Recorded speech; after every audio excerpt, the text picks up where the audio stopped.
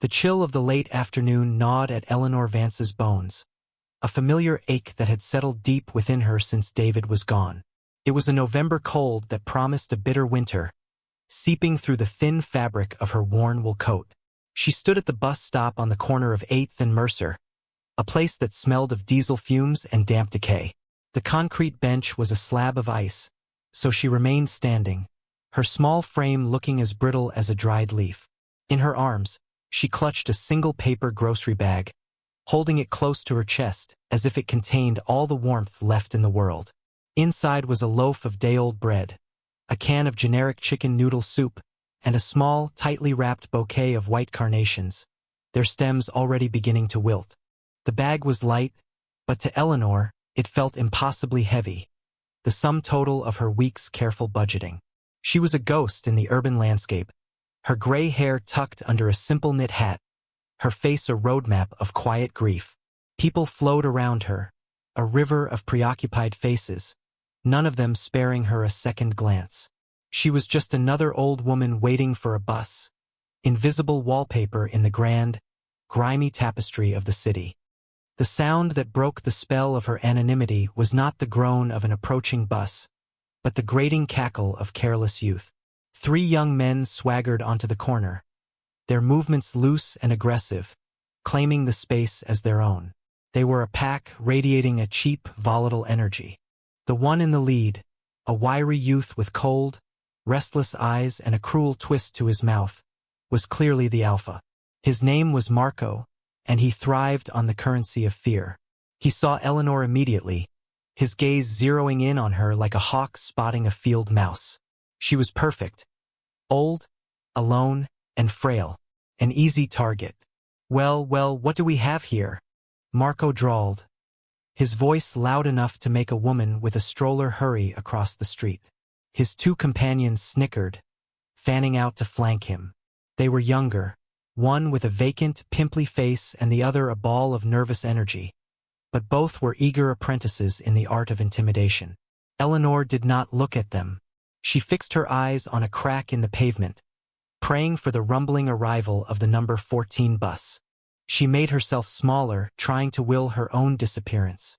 But Marco's kind feeds on silence. Her lack of reaction was not a deterrent. It was an invitation. He stepped directly into her line of sight, blocking her view of the street.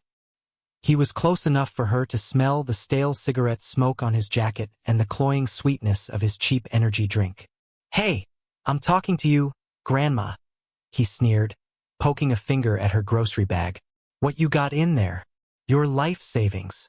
The other 2 laughed, a harsh, ugly sound that scraped against the tired air. Eleanor's knuckles whitened as she tightened her grip on the bag. She could feel the stares of the other people at the stop, a dozen pairs of eyes that saw everything and did nothing. A man in a business suit folded his newspaper with a sharp snap and took a few deliberate steps away. A pair of teenage girls glued their eyes to their phones, pretending to be in another world. Their silence was a form of consent, a green light for the cruelty to continue. Eleanor felt a familiar wave of hopelessness wash over her, the feeling that the world was a place of loud, cruel boys and silent, fearful spectators. Her heart hammered against her ribs, a frantic bird trapped in a cage of old bones. She just wanted to go home. She just wanted to be left alone. The harassment escalated, each taunt a small shove against her soul. Marco circled her like a predator, his movements a low-grade ballet of menace. "Look at her shaking," he said to his friends, though his eyes never left Eleanor's face. "What's the matter, Grandma? Afraid you're gonna miss your bingo game?" He reached out and flicked the collar of her coat. The gesture was deceptively light, but it was a violation, a crossing of a sacred boundary. Eleanor flinched, a small, involuntary movement, and a flicker of triumph sparked in Marco's eyes. He had gotten a reaction. Now the game could truly begin. He leaned in closer, his voice dropping to a conspiratorial whisper that was somehow more threatening than his shouts. "You look lonely. No one at home waiting for you? No big, strong man to protect you." His words were random, careless projectiles, but one of them struck a target deep inside her. No big, strong man. The phrase landed like a stone in the pit of her stomach, cracking open the carefully sealed vault of her grief. David's face flashed in her mind, his warm smile and the steady look in his eyes. The pain was so sharp, so sudden, that it stole her breath. Marco sensed the shift. He saw the flicker of raw pain in her eyes before she could mask it. He grinned, a predator tasting blood. "Oh, did I hit a nerve?" he crooned. "Where is he, huh? Did he finally get smart and run off?" He gestured vaguely at her worn, simple wedding band, a plain gold ring she had not taken off in 47 years. "Or maybe he's just 6 feet under," his friends gasped, a theatrical mocking sound. This was it, the final turn of the screw. This was the moment he expected her to break, to cry, to plead, to give him the emotional spectacle he craved.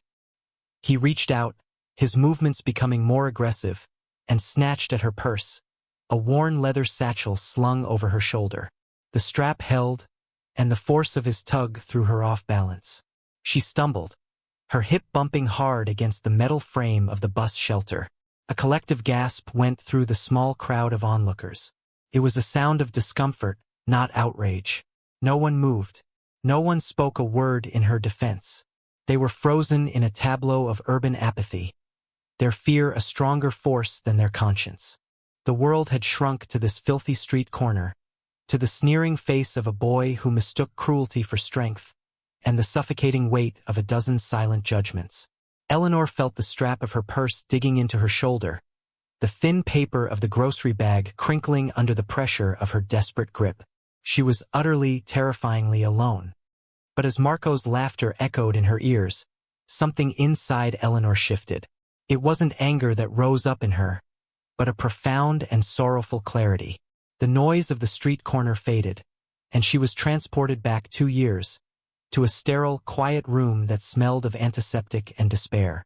David was in the bed, his body a frail vessel for the magnificent spirit she knew. The cancer had taken his strength, his weight, his voice, but it could not touch the core of him. His hand, all knuckles and thin, papery skin, was resting on hers. His eyes, though clouded with pain, were still clear. He had been a Marine long before he was a biker, and both had taught him the same lesson. "Ellie," he had rasped, his voice a dry whisper, "don't let them see you break. Not ever. There's strength in a fist, yeah, but there's power in a spine made of quiet steel. You don't have to win. You just have to endure. You just have to hold your ground with dignity. Let them break themselves against your peace," she remembered nodding, her tears falling onto their joined hands. It was a promise she had made him, a vow to carry his brand of strength forward when he no longer could. He wasn't a man of many words, but the ones he chose he forged in fire. David had faced down things far more terrifying than a swaggering boy on a street corner. He had faced enemy fire in jungles far from home and had stared down his own mortality in that quiet hospital room. In all of it, he had never lost his dignity. He never gave his fear the victory of being seen. That memory, that promise, became an anchor in the swirling chaos of the moment. Marco could taunt her, he could shove her, he could try to humiliate her, but he could not touch that sacred space inside her. He could not take David from her. The bus, the number 14, finally appeared at the end of the block, its headlights cutting through the gray afternoon. A wave of relief washed through the small crowd. An escape. But Marco wasn't finished. Seeing the bus, he grew bolder, wanting to land a final, crushing blow before his audience dispersed. "Time to go, Grandma," he snarled, and with a sudden vicious shove he pushed her. It wasn't a hard push, not enough to send her sprawling, but it was contemptuous, dismissive. It was enough. The grocery bag, held so tightly, slipped from her grasp. It hit the concrete with a soft, pathetic thud. The bottom of the paper sack, weakened by the damp air, tore open. The contents spilled out onto the filthy ground. The single can of chicken noodle soup rolled with a hollow clatter into the gutter, its label already peeling. The loaf of bread, freed from its plastic wrapper, tumbled onto a patch of grime. And the carnations, her small, precious offering for David's weekly visit, scattered across the pavement, their white petals instantly bruised and dirted by the city grit. The meagerness of her life was laid bare for all to see. A can of soup, a loaf of bread, a handful of cheap flowers. The sight was so profoundly sad, so intimate in its poverty, that a hush fell over the corner. Marco's friends stopped snickering. Even he seemed momentarily taken aback by the stark reality of what he had done. He had wanted to provoke a drama, but all he had produced was a small, quiet tragedy.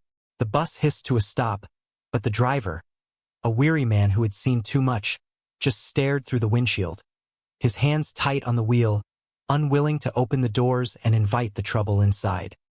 This was the moment of breaking. This was where the tears were supposed to come, where the victim was supposed to crumble.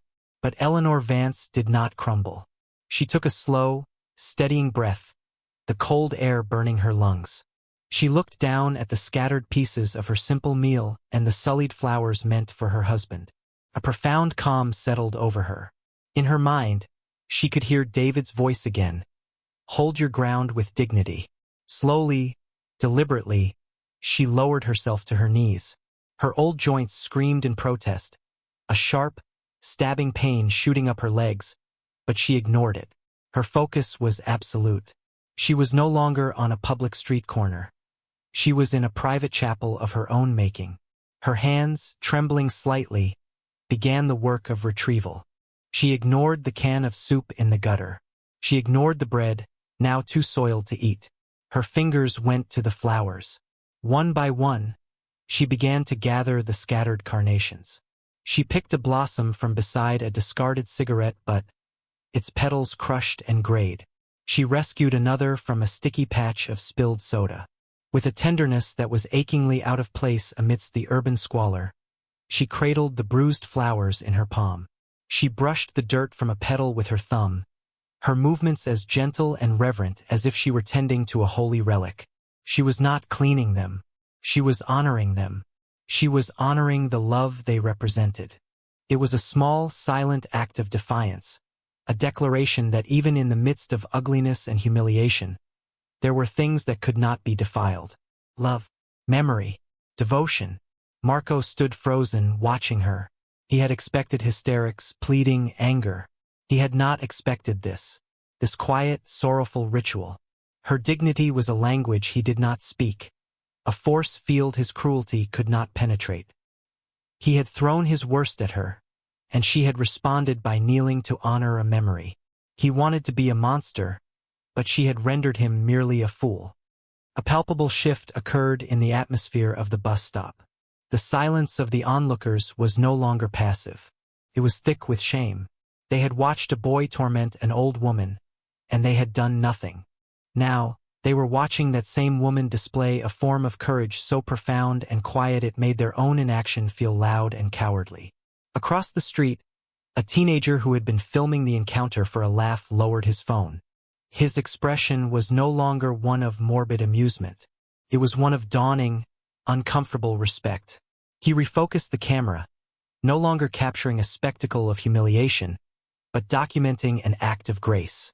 On the bus, an elderly man in a veteran's cap, who had been staring resolutely ahead, finally turned to the driver. "What are you waiting for?" he said, his voice rusty but firm. "Open the door." Let the lady on. The driver, jolted from his stupor, glanced from the man to Eleanor on her knees and finally complied.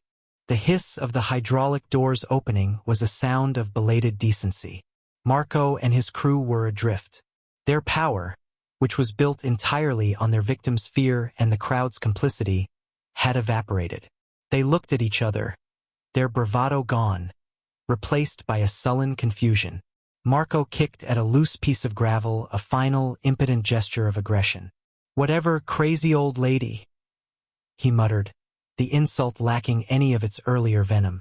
He and his friends slunk away, melting back into the alleys from which they had emerged, leaving behind a silence that was heavier than their noise. Slowly, Eleanor rose to her feet, clutching the small, pathetic bouquet of ruined flowers. She walked to the bus, her back straight, and stepped aboard without a word, her quiet dignity trailing behind her like the train of a royal gown. The bus ride was a blur. Eleanor sat in a seat near the front, the dirty flowers resting in her lap. She stared out the window, but she didn't see the passing city. She saw David's smile. When she finally arrived at her small, second-floor apartment, she placed the carnations in a glass of water on the windowsill, their bruised petals a testament to the day's trial. She didn't know that back at 8th and Mercer, her small act of defiance was already beginning to ripple outward. The teenager, a kid named Leo, posted the video. He didn't add a mocking caption. He just wrote, 8th and Mercer. Watch this woman. The video, barely 2 minutes long, was raw and unflinching. It showed Marco's taunts, the shove, the spilled groceries, and then the long, quiet moment of Eleanor kneeling to gather her flowers. It was a powerful and shaming piece of footage. It spread quickly through local social media circles, passed from phone to phone. People who knew the corner recognized it. People who knew the feeling of being helpless and afraid recognized it. And someone recognized Eleanor. A nurse at the VA hospital where Eleanor volunteered twice a week saw the video and her heart clenched. She knew that quiet, resilient woman. She also knew who her husband had been. She made a call. The call went to a man who ran a small motorcycle repair shop on the industrial side of town. His name was Tiny, and he was anything but. He watched the video, his massive face hardening into a mask of cold fury. He made another call. This one went to the president of the local Hells Angels charter. The sun was setting, painting the sky in fiery strokes of orange and purple, when the first sound was heard. It was a low, guttural rumble, a vibration felt in the chest more than heard with the ears. It started as a distant threat and grew steadily, exponentially, into a deafening roar that shook the windows of the storefronts along 8th Street. Then they appeared. A single Harley-Davidson turned the corner onto Mercer, its chrome catching the last rays of sunlight. It was followed by 2 more, then 10, then 20. They poured into the intersection like a river of steel and leather, an invading army of honor. They moved with a disciplined, intimidating grace, their engines thundering in a synchronized chorus of raw power. One by one, they parked, forming a perfect, gleaming line that stretched the entire length of the block, centered on the now infamous bus stop. Men of all ages, their faces hard and unsmiling, swung their legs over their bikes. They wore their cuts, the leather vests bearing the iconic Death's Head patch of the Hells Angels, along with another, more personal one. A patch that read Deacon's Crew. There were 50, then 70, then 100. By the time the last engine was cut, a sudden, profound silence fell over the street. 120 Hells Angels stood on the corner, a silent, formidable legion. They weren't looking for a fight. Their very presence was the statement. They had come to reclaim a piece of sacred ground. Their leader, a man known as Preacher, swung his leg off a massive, custom-built chopper. He was tall and broad, with a long gray beard and eyes that had seen more than most. He didn't radiate anger. He radiated a cold, absolute authority. He didn't bark orders. He didn't need to. His men knew the mission. Their shame was a palpable thing, a collective weight on their shoulders. Preacher's first stop was not a hunt for Marco. It was a quest for information. He found Leo, the teenager who filmed the video, cowering in the doorway of a bodega. Preacher didn't threaten him. He spoke to him with a low, respectful gravity. "You filmed this?" he asked, holding up his phone. Leo nodded, trembling. "Tell me what you saw," and Leo, his voice shaking, recounted the entire event. His words tumbling out, colored now with the shame he felt for not intervening. Next, Preacher spoke to the owner of the corner store, the bus driver who was just finishing his route, the woman with the stroller. Piece by piece, a portrait of Eleanor Vance began to form. A woman who always had a kind word. A widow who carried her grief with a quiet strength. A volunteer who spent her days with wounded and forgotten veterans, offering them a comfort she herself rarely received. The community, now emboldened by the bikers' protective presence, opened up. Then, Preacher gathered his men in a tight circle around the bus stop bench. The streetlights flickered on, casting long shadows. "Some of you new bloods don't know the name," he began, his voice a low rumble that carried in the still air. "David Vance. But you know the legacy he built." He pointed to a patch on his own vest, a small memorial patch for fallen brothers. David Vance was deacon. He founded this charter with me and 3 others 30 years ago. He was a Marine before he was an angel, and he was a man of honor before he was either. He's the reason we have the Fallen Soldiers Fund. He's the reason we do the toy run for the VA hospital every Christmas. When he got sick, he didn't want to fuss. He and Eleanor, they handled it quiet. When he passed, she had a small service, didn't want to bother anyone. We thought she'd moved away, gone to live with her sister upstate. We lost track. He paused, and the shame in the air was so thick you could taste it. That woman in the video, that's not just some widow. That's Eleanor Vance. That's Deacon's wife. She's our first lady. And we let her stand on this corner, alone, while gutter trash laid hands on her. A low growl went through the assembled men. It wasn't a sound of anger at Marco. It was a sound of self-recrimination. They had failed. They had broken an unspoken vow to one of their own founding fathers. They had let their queen be dishonored in her own kingdom. Their mission was no longer just about revenge. It was about redemption. The bikers' response was not the explosion of violence the neighborhood expected. It was something far more profound. It was an act of restoration. Under the harsh glare of the streetlights, they set to work. A few men produced buckets, soap, and stiff brushes from their saddlebags and began scrubbing decades of grime from the bus shelter. They washed away the graffiti, their movements methodical and relentless. Another biker, a welder by trade, fired up a portable rig and repaired the rusted, broken frame of the bench. They worked through the night, a silent, efficient crew. By dawn, the corner of 8th and Mercer was unrecognizable. It was clean. The bench was freshly painted in a deep, glossy black, and welded onto the backrest was a small, simple, yet elegant brass plaque.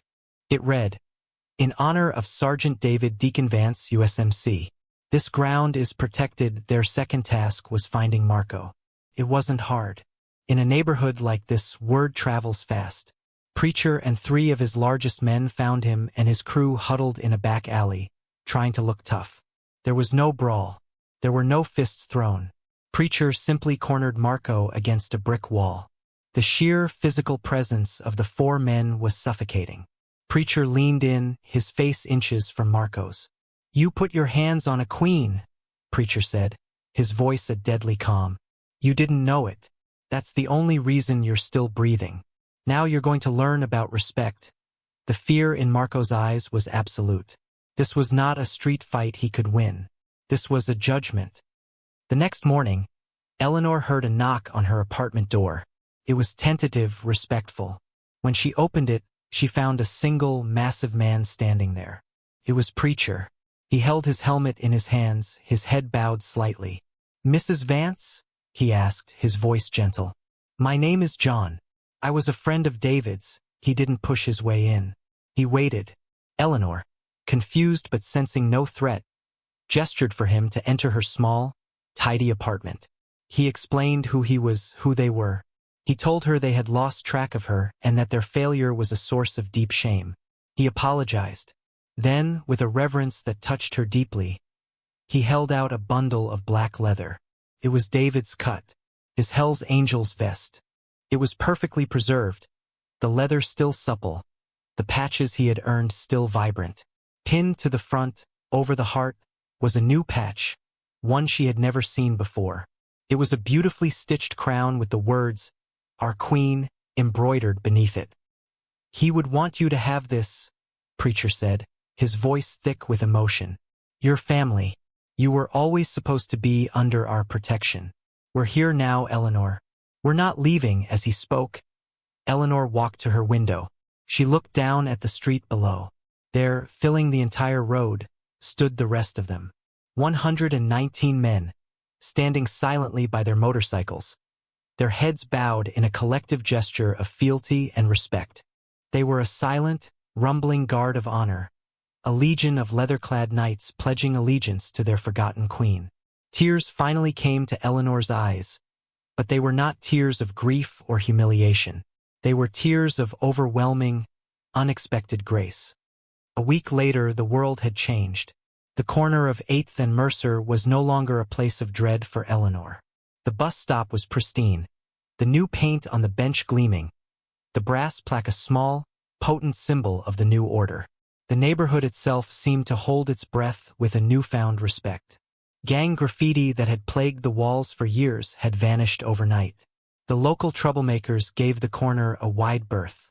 As Eleanor waited for the bus, a different bouquet in her hand, this one a large, beautiful arrangement of fresh white lilies, delivered to her door that morning from an anonymous source, people no longer ignored her. They nodded. They smiled.